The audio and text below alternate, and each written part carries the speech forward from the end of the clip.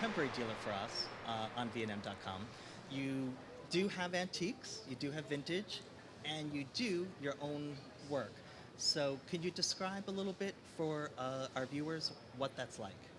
Well, I actually would describe myself more as someone who's a crossover, someone who's trying to bridge the divide between what is old and what is new.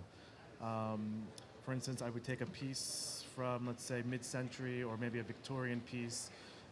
Then I would scour some vintage fabrics, maybe from the 70s, combine it with some newer prints from now.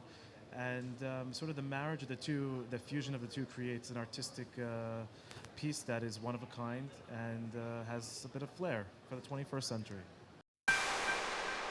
I studied fine arts at the University of Pennsylvania, and I also studied abroad in Italy and Jerusalem. So my background is as an artist, and so I think I was less interested in being a dealer, more interested in being a designer and an artist, and taking these pieces to another level that they weren't before. My love of pattern extends way beyond what I'm doing with the furniture. I've actually started off as a decorative artist.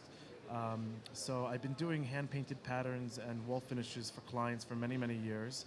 And I see this as a natural extension of that process, sort of like jumping off the walls, to encompass the furniture and the entire space in general. I'm very interested in shapes.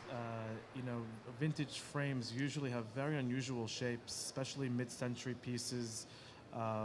They can have some sort of wingback flair to them, fan back.